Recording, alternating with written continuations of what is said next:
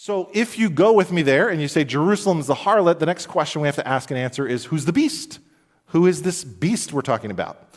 Well, that beast is described in the next section. Take a look at verse 7. It says, "But the angel said to me, 'Why do you marvel? I will tell you the mystery of the woman and of the beast with 7 heads and 10 horns that carries her. The beast that you saw was and is not, and is about to rise from the bottomless pit and go to destruction. And the dwellers on earth, whose names have not been written in the book of life from the foundation of the world, will marvel to see the beast, because it was and is not and is to come. This calls for a mind with wisdom. The 7 heads are 7 mountains on which the woman is seated. They are also 7 kings, 5 of whom have fallen. One is, the other has not yet come, and when he does come, he must remain only a little while.'" Pause there for a second. Notice some observations about this beast. First of all, notice that this is the same exact beast that we saw described in Revelation chapter 13, same 7 heads, same 10 horns. Secondly, I want you to see that it says in verse 9 that there is a seat on top of 7 mountains. Now, Rome is commonly known as the city that was built on 7 hills. It is called the City of 7 Hills. They had a festival in the first century called the Festival of the 7 Hills. It was a common expression to describe Rome, the city on 7 hills. Third, notice the harlot is riding on the beast, meaning she is somehow dependent upon the beast. So in that way, Jerusalem was dependent upon the Roman Empire.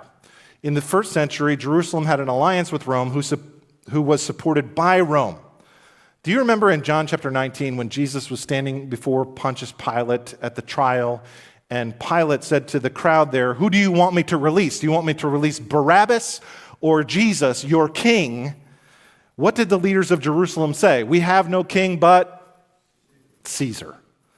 What's that? That's Jerusalem using the power of Rome to crucify the Lord of glory. Or, to put it another way, that's the harlot riding the beast. Next, notice it says in verse 10, there are 7 kings and 5 have fallen.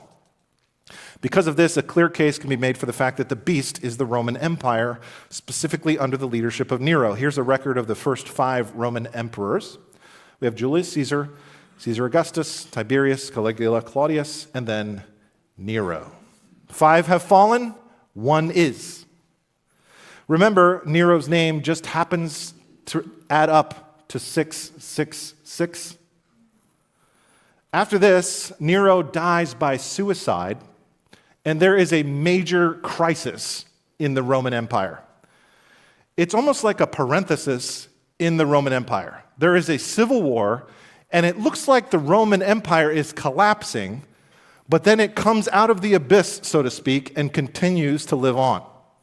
So you may remember in Revelation 13, it says that one of the heads was wounded, but then it arose again. Well, they say, well, that means, somehow the head was wounded. Oh, the beast died and came back. No, the beast didn't die. One of the heads was wounded. One of the kings of Rome died. The beast still continues to live on. So the beast is Rome. The head that died was Nero. And the Roman Empire carries on despite the mortal wound that was given to one of its heads, Emperor Nero. Nero dies. After Nero dies, Rome suffers. There's 3 emperors who struggle to unite the empire during this time. You don't need to know any of that, but that is the meaning behind verse 11, which says this: "As for the beast that was and is not, it is an 8th, but it belongs to the 7, and it goes to destruction." The 8th emperor was Vespasian, who carries on the legacy of the 7. Begins the Flavian dynasty. He's followed by Titus, who's followed by the evil man Domitian. You don't need to know any of this.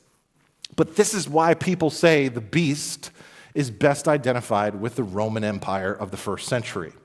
The text continues to bewilder us even more in verse 12 when it says this: "And the 10 horns that you saw are 10 kings who have not yet received royal power, but they are to receive authority as kings for 1 hour together with the beast.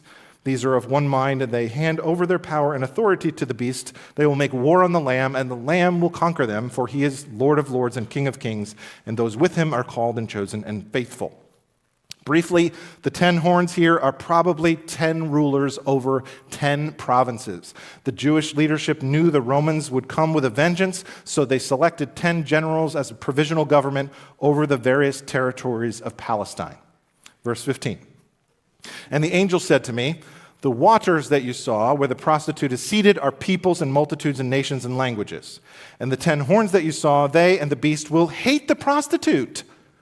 They will make her desolate and naked and devour her flesh and burn her up with fire. For God has put it into their hearts to carry out his purpose by being of one mind and handing over their royal power to the beast until the words of God are fulfilled. And the woman that you saw is the great city that has dominion over the kings of the earth. Also can be translated the kings of the land. Now, isn't that something? You notice here that the beast, once in a very cozy political relationship with the harlot, here turns on the harlot and destroys the harlot with fire. And so the beast hates Babylon.